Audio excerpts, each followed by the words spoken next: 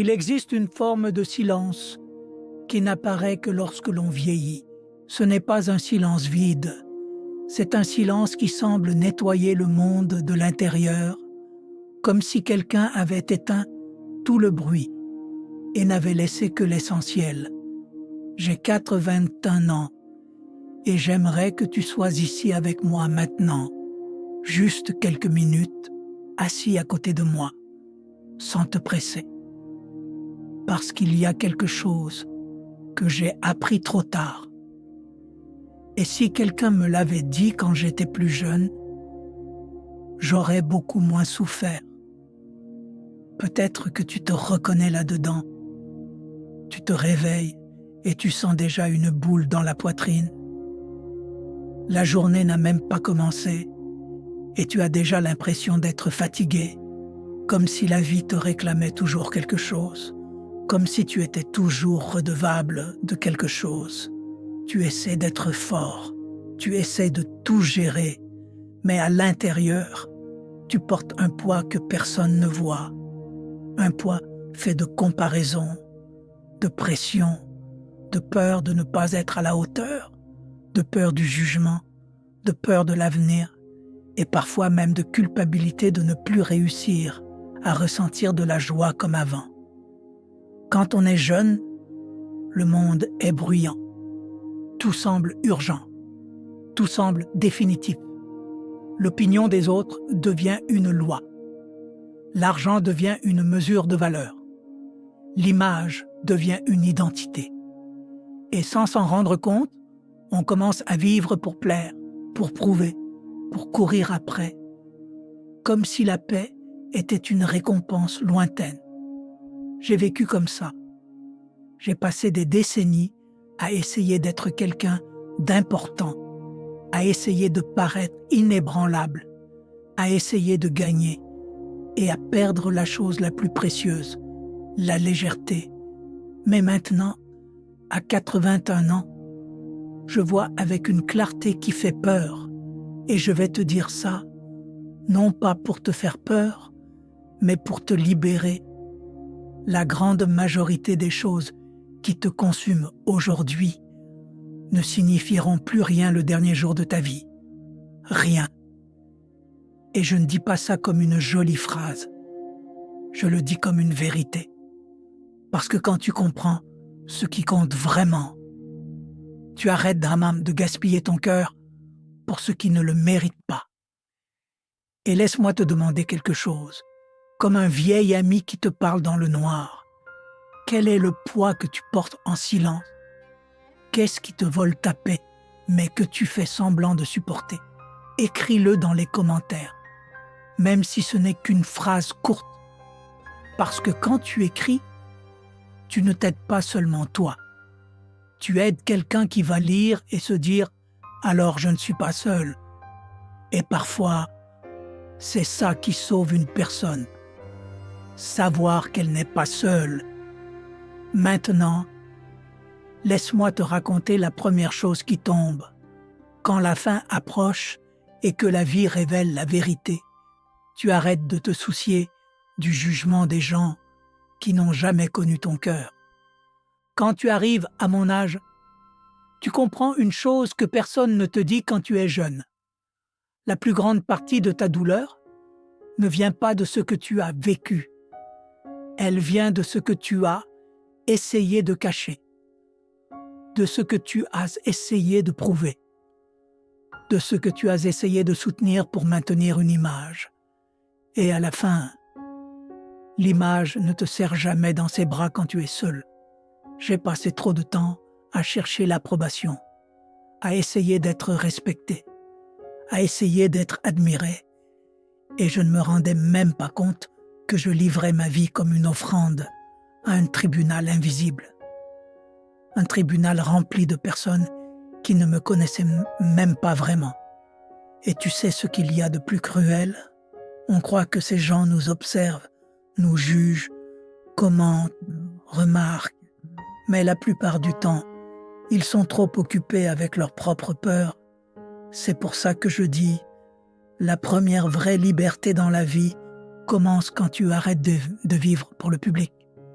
Et avec ça, vient la deuxième chose qui s'effondre quand le temps se raccourcit et que le monde devient plus silencieux.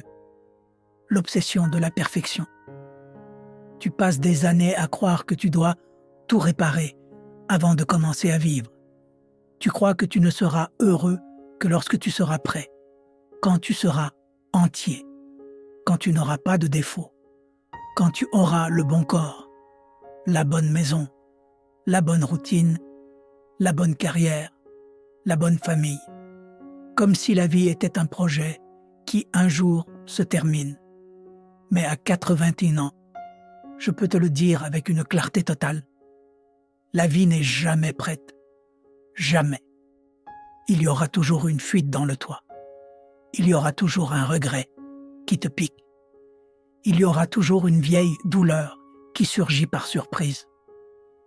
Il y aura toujours un jour où tu te regarderas dans le miroir et tu n'aimeras pas ce que tu verras. Et c'est OK. Parce que la vie n'a pas été faite pour être impeccable. Elle a été faite pour être vécue. Il m'a fallu des décennies pour comprendre ça. J'ai perdu tant de beaux moments parce que j'étais occupé à essayer de mériter le moment parfait. Et c'est là que tu comprends une autre vérité. La version parfaite de ta vie serait un musée, froide, intouchable, belle à l'extérieur, mais vide, alors que la vie en désordre, imparfaite, avec des marques, avec des erreurs, avec des chutes, ça c'est une maison. Une maison a du bruit, du désordre, des fissures, mais elle a de la chaleur. J'ai appris à aimer les fissures de la tasse, parce que la tasse fissurée a été utilisée. Elle a servi. Elle a été présente. Alors écoute-moi avec tendresse. Arrête d'attendre d'être parfait pour t'autoriser à être heureux. La perfection est pour les statues. La vie est pour les imparfaits. Et avec la perfection, il y a aussi une troisième chose qui s'effondre. L'importance exagérée des titres. J'ai passé 40 ans à courir après des mots sur des cartes. Directeur, superviseur, chef, responsable. Je croyais que c'était la mesure de mon âme. Je m'inquiétais des promotions, des réunions, du statut et de qui s'asseyait au bout de la table. Mais tu sais ce qui arrive quand tu approches de la fin? Ton CV devient silence. Personne ne lit ton CV à ton enterrement. Ce qui reste, ce n'est pas le poste, c'est le caractère, c'est la façon dont tu as traité les gens quand personne ne regardait. N'échange pas ta paix contre un nom qui sera effacé du système le lendemain de ton départ. Et il y a encore une chose qui change quand on arrive à mon âge. On cesse de porter la culpabilité comme si c'était une identité, comme si c'était une étiquette collée à la peau, comme si c'était ce qui nous définit pour toujours. Quand j'étais plus jeune, je repassais mes erreurs en boucle dans ma tête, comme si elles étaient une condamnation. Je revoyais ce mauvais choix, ce mot maladroit, cet échec, et au fond de moi, une voix insistait.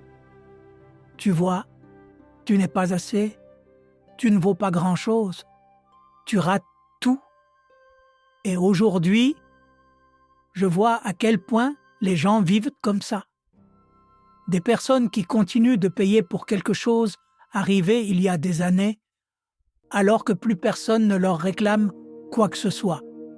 Personne ne leur demande des comptes, personne ne les accuse, à part elles-mêmes. Mais à 81 ans, je regarde en arrière et je comprends enfin la plupart de nos erreurs n'étaient pas de la méchanceté, c'était de l'ignorance, c'était de la peur, c'était un manque de maturité, c'était une confusion intérieure, c'était des essais, c'était des chutes, c'était le prix de l'apprentissage. Et tu sais ce que j'ai découvert et qui libère vraiment. Personne ne se souvient de tes hontes, comme toi tu t'en souviens, parce que tout le monde est occupé à survivre à ses propres blessures, à ses propres regrets, à ses propres nuits difficiles. Tu n'as pas à continuer de te punir, parce qu'à cette époque, tu ne savais pas encore ce que seul le temps enseigne. Si je devais te laisser une seule chose aujourd'hui, une seule pensée à emporter avec toi, ce serait celle-ci. Pardonne-toi. Quand tu étais plus jeune, il a fait ce qu'il pouvait. Il a choisi avec ce qu'il comprenait. Il a avancé avec ce qu'il avait. Et s'il a échoué, c'est parce qu'il apprenait encore à vivre. Et il y a une autre chose qui tombe, elle aussi, vers la fin, c'est l'obsession de contrôler l'avenir. On souffre à force de vouloir tout prévoir. On veut empêcher la douleur avant qu'elle n'arrive. On cherche à garantir que rien ne nous échappe. Tu économises, tu planifies, tu t'inquiètes, tu anticipes, comme si penser énormément pouvait bloquer l'inévitable. Mais la vérité, c'est que l'avenir ressemble à un cheval sauvage. Il n'obéit pas. Il va où il veut. Les choses les plus importantes qui me sont arrivées, les meilleures comme les pires, étaient celles que je n'avais jamais vues venir. Et quand tu comprends ça, une paix étrange naît en toi. Tu lâches le besoin d'avoir des certitudes. Tu arrêtes de réclamer des garanties. Et tu apprends à vivre dans la présence. Parce que le seul endroit où la vie se passe vraiment, c'est maintenant.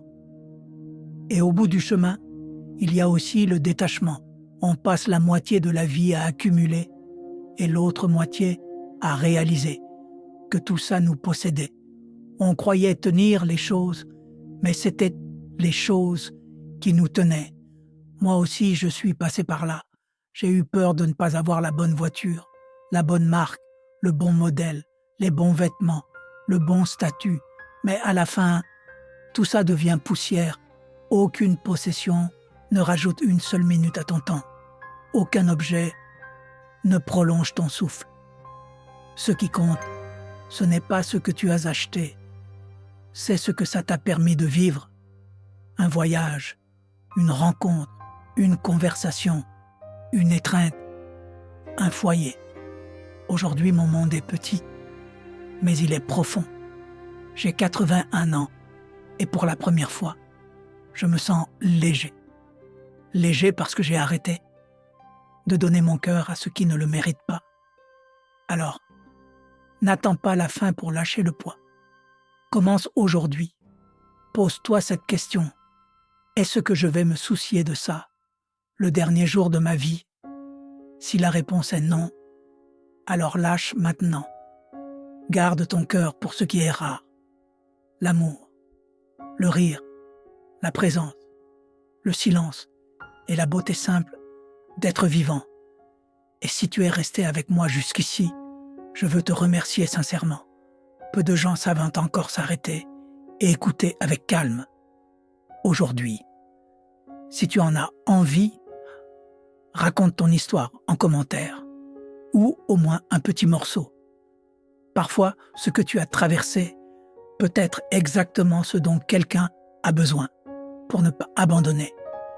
Et si tu veux partager ton histoire plus complètement pour qu'on la transforme en vidéo spéciale ici sur la chaîne, dis-le-moi, parce que la prochaine histoire pourrait être la tienne, si tu m'en donnes l'autorisation.